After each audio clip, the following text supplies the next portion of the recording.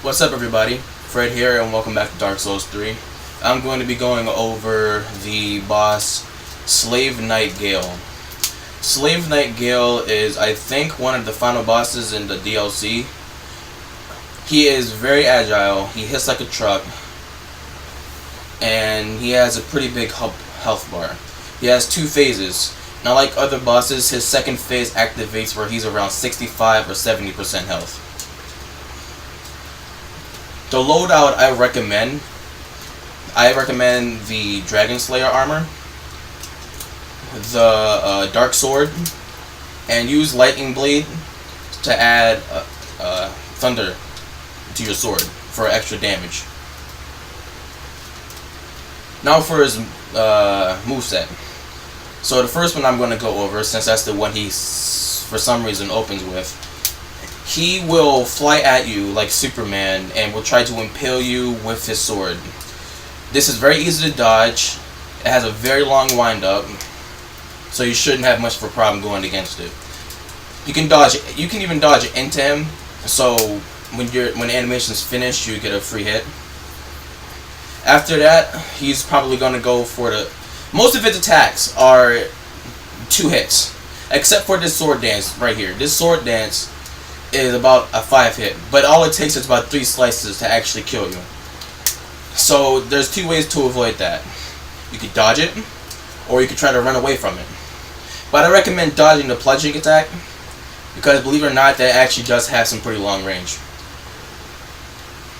Now for the second phase. Like I said, 65 or 70% health. His cape behind him becomes a hitbox, so he can hit you with it. So if you dodge, he still has a chance to hit you for a pretty big chunk of your health. If you get hit by the sword and the cape, you can say goodbye to at least like half of your health, if not most of it. He pulls out his repeated bowgun and will mow down your health. And he does it all the time. Like, he will do it when you pull out your Estus flasks. As soon as you start healing, he's going to pull it out and shoot you. And I also recommend using all 15 flasks or all 15 shards into the one Estus flask. Put all 15 in there, because to be honest, you won't have enough time to be casting spells and stuff. This guy is way too quick and is way too dangerous to be wasting time on. He will close the gap almost immediately, both in the first and second phase, so keeping your distance is not going to really work. It looks like he takes no damage whatsoever from most pyromancies. I don't know about sorceries because I'm not a sorcerer. So if you're a sorcerer, try that out. But I have a pretty big feeling it probably ain't going to work. So staying close is the way to do this. Because staying far is just a bad idea. He will close that gap immediately. The only time you should back out is when you're trying to heal. But you gotta do it quick, because if you don't do it quick, he is going to hit you and you're going to be lower than you were before, if not dead. He starts to summon lightning bolts from the sky when he reaches 50% health. And he uses the greatsword technique, the stomp, and goes for the round slash, or whatever you want to call it, the roundhouse. He will use that technique. When he's in the air, he can also pull out his bowgun, and he will start shooting it mid-air. He has this one technique where he explodes, releasing all these souls out of his body. The best way to just avoid that. You can tell when he's going to do it, because it's the same animation every time. He just stands still, and then he explodes. Very easy to avoid. After that, he's pretty much guaranteed to jump off to the side and rush you from your side. Dodge that, make sure you don't get hit by the cape, and get a slice in. Don't attack twice. Just hit once and then dodge again, because after that he's pretty much going to slash from the left, or his right, but your left. So that means you dodge left. That's pretty much all you need to know about the second phase. Watch out for the thunderbolts, because they will do mad damage.